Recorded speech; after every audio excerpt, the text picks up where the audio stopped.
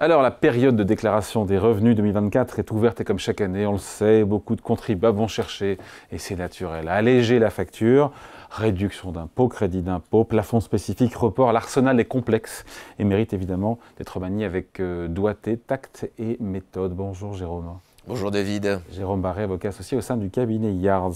Si on regarde les données publiées par le fisc, quels sont les dispositifs fiscaux les plus utilisés par nous, les contribuables? Alors on a une poignée de, si on peut dire une poignée, trois dispositifs fiscaux, j'allais dire les plus marquants, et qui ont concerné plus de 12 millions de foyers fiscaux en 2023, et qui ont bénéficié d'au moins une réduction ou d'un crédit d'impôt en hausse de 3,1% par rapport à l'année précédente. On a trois dispositifs, donc je le disais, qui dominent. On a l'emploi à domicile. Oui.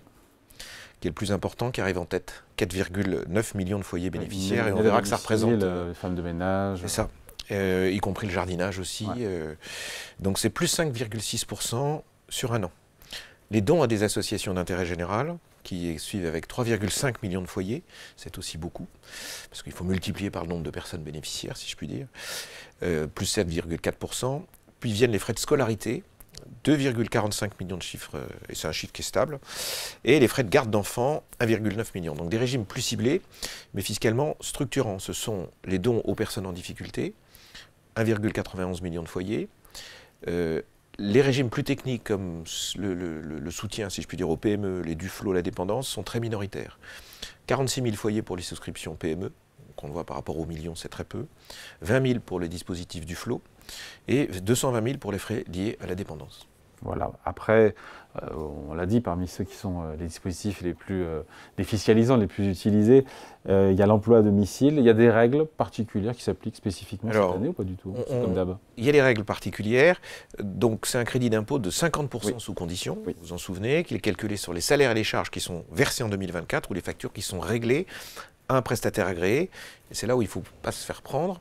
D'une part, parce que il faut bien que le prestataire soit agréé. Et deuxièmement, parce qu'on vous demande à partir de maintenant, du 1er janvier, de préciser l'étendue des tâches qui a été faite pour éviter la fraude. C'est bien le sujet. Donc il y a un plafond de dépenses qui trouve droit à un avantage de 12 000 euros par an, qui est majoré de 1 500 euros par enfant à charge. Et aux membres du foyer de plus de 65 ans, donc si on a des enfants à charge et qu'on a plus de 65 ans, on a autant d'enfants à charge que 1 500, et plus de 65 ans plus, donc dans la limite de 15 000 euros, ce qui n'est pas du tout négligeable. Il y a également un dispositif spécifique d'entrée. Si vous rentrez dans le système, on vous autorise à avoir une majoration de 3 000 euros au plafond que j'ai évoqué. Et donc, si vous avez employé pour la première fois un salarié en direct en 2024, vous avez droit à ce plafond. C'est-à-dire sans passer, si vous le faites en direct, sans passer par un organisme intermédiaire. Et cette majoration, elle s'applique également si votre foyer fiscal a changé en 2024, un mariage, un PACS, etc., etc., ou également un divorce ou une rupture de PACS. Et il faudra cocher une case qu'on n'oublie pas, puisque c'est la classe 7DQ, donc on s'en souvient facilement. Une exigence nouvelle cette année, c'est ce que j'évoquais, c'est qu'il faudra indiquer l'étendue de la prestation, ce qui est fait pour éviter la fraude, parce qu'on s'est aperçu que les organismes n'étaient pas toujours agréés, et que d'autre part, c'était un peu fourre-tout, et que ce n'était pas suffisamment précis. Ces aides sur l'emploi à domicile, on sait que c'est très utilisé, et en même temps, c'est peut-être potentiellement fragilisé, parce qu'on sait qu'il y a des discussions en cours à l'Assemblée nationale sur ces niches fiscales. C'est fort et c'est fragile, l'expliqué tout à l'heure, c'est que c'est 6 milliards par an. Donc 6 milliards, c'est une belle cible fiscale pour faire des économies, mais c'est une vraie fonction économique et sociale. Donc ça lutte contre le travail dissimulé, ça professionnalise le secteur, ça soutient également le maintien à domicile des personnes âgées, ça donne à terme une retraite à des travailleurs qui n'en auraient pas, et évidemment, de conserver des personnes chez eux, c'est moins de frais médicaux, c'est moins de frais de déplacement. Donc c'est vraiment une fonction sociale. Donc il y a des pistes d'aménagement qui sont évoquées pour faire une distinction possible entre les prestations de confort, le jardinage, le ménage, mais quand on est âgé, c'est important, donc la distinction ne sera pas si simple que ça, ou des prestations de dépendance ou d'assistance qui là sont extrêmement nécessaires.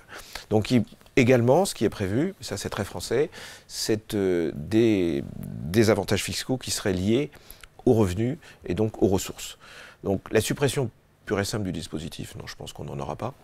Mais est-ce qu'on aura des aménagements? Mais ces aménagements risquent d'être très à la marge. En fonction des revenus. Donc en fonction des revenus, mais ce sera très à la marge. Donc, et dans tous les cas, si on supprimait ce système, ce sera une perte pour l'État parce qu'on va rejeter, si je puis dire, des gens dans la rue, sans retraite, sans ceci, sans cela. Et ça, c'est quand même ça serait très dommage. Alors, autre avantage assez usité, plutôt très usité par les familles, le crédit d'impôt pour la garde des jeunes enfants. Voilà, à nouveau un sujet de société, à savoir est-ce que l'on souhaite aider les ménages pour que monsieur et madame, ou madame et monsieur, ou monsieur, madame et monsieur, vous vous souvenez?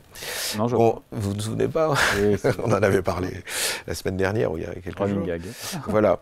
Est-ce que les deux parents veulent accéder au travail, au marché du travail? Et effectivement, si on n'a pas d'aide dans ce mécanisme-là, si on rajoute le loyer et les charges du ménage, c'est difficile. Donc, même logique, un soutien ciblé sur des montants plus modestes. Le crédit d'impôt, c'est 50% des frais qui sont engagés pour la garde d'enfants de moins de 6 ans, hors du domicile. Donc hors du domicile, c'est là où ça complique les choses, parce que si vous le faites chez vous, c'est plus compliqué. Ça concerne les crèches, les assistantes maternelles agréées, les haltes garderies. Mais alors vous pouvez faire gérer vos enfants ailleurs que chez vous. Le plafond, il est fixé à 3 500 € par enfant et un avantage maximal de 1 750. Tout ça se cumule entre l'emploi à domicile.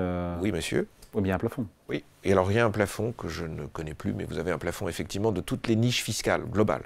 C'est 10 000 €. Mais on est à plus que ça on est déjà à 12 000 € pour les salaires et le personnel à domicile, donc c'est plus de 10 000 €. Et quand on a des enfants plus âgés?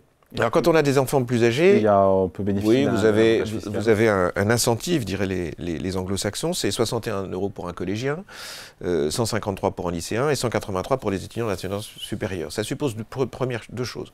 La première, c'est que ces enfants poursuivent ses études. La deuxième, c'est qu'ils aient moins de 25 ans. Donc au-delà de 25 ans, ça ne marchera plus. Et la troisième, c'est qu'ils soient chez vous. S'ils ne sont plus chez vous, ils perdent cet avantage. Un point particulier, si vous avez des enfants par le biais d'Erasmus ou autres qui vont à l'étranger, vous pouvez quand même les garder dans votre foyer fiscal, ils seront quand même considérés comme résidents fiscaux français et vous aurez droit au bénéfice de ce que je viens d'évoquer. Donc c'est quand même tout à fait intéressant. Si l'enfant se déclare seul, vous perdez l'avantage. Ouais. Il y a d'autres dispositifs évidemment qui visent cette fois non plus la sphère familiale, mais l'engagement citoyen. Et donc on pense aux dons, aux associations. Est-ce que ça reste globalement fiscalement attractif? Oui, ça reste attractif et c'est assez puissant. Vous avez 3 types. Vous avez le don aux organismes d'aide aux personnes en difficulté, c'est ce qu'on dirait le mécanisme Coluche, et 75% de réduction, mais dans la limite de 1 000 €. Les dons exceptionnels post-cyclone à Mayotte, là on a toujours cette réduction de 75%, mais on passe à 2 000 €. Et les autres dons à des associations d'intérêt général qui sont plafonnés, mais c'est 66% de réduction dans la limite de 20% du revenu imposable. L'intérêt de ce sujet, il faut le voir d'une manière qui est de se dire « Ah, 1 000 € c'est peut-être pas assez ». Donc, vous avez la possibilité d'étaler, si vous n'avez pas consommé fiscalement une année, donc vous pouvez faire un gros don une année, je pense à Mayotte ou à d'autres sujets, vous avez une cause, vous la défendez, et vous aurez le droit d'étaler votre charge fiscale et donc votre avantage fiscal sur les 4 années qui suivent. Donc c'est pas du tout négligeable. Bon, pour ceux qui souhaitent maintenant investir, pour le coup, tout en bénéficiant d'un avantage fiscal, on peut toujours souscrire au capital de Alors vous avez les PME, c'est-à-dire les petites et moyennes entreprises classiques, avec 18% de réduction. Vous avez les entreprises solidaires d'utilité sociale, les ESUS. Vous avez les JEI, les jeunes entreprises innovantes. Donc vous avez à chaque fois 18% de réduction. Donc 18%, c'est que si on investit 100, on peut réduire son impôt. Voilà, le plafond des versements, il est assez élevé. Voilà.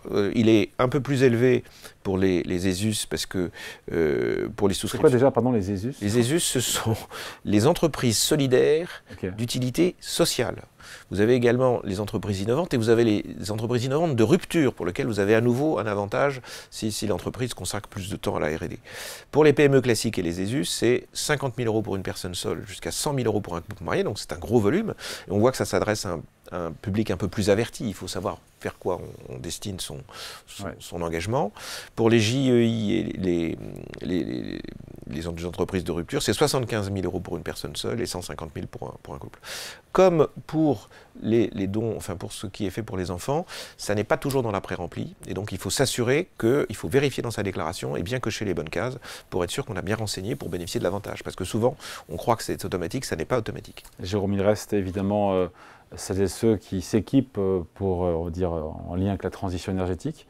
Est-ce que là encore, on a le droit? Qu'est-ce qui reste des avantages fiscaux dont on a le droit? Il reste beaucoup moins de choses puisque les crédits d'impôt pour la transition énergétique a été supprimé. Il y a quelques dispositifs, notamment les bornes de recharge pour les véhicules électriques. C'est vraiment à la marge parce que vous devez avoir une borne de recharge qui est programmable, sur laquelle vous pouvez faire varier la quantité d'électricité que vous utilisez. Si vous n'avez pas ça, vous n'avez plus le droit au mécanisme. C'est combien de mécanismes? C'est 75% dans la limite de votre engagement, dans la limite de 500 € par système de charge. Okay. Donc c'est tout ce qui reste? C'est tout ce qui reste là. Bon, on a fait le tour? On a fait le tour. Merci beaucoup. Explication, conseil de Maître Jérôme Barré, avocat associé au sein du cabinet Hertz. Merci Jérôme. Merci David.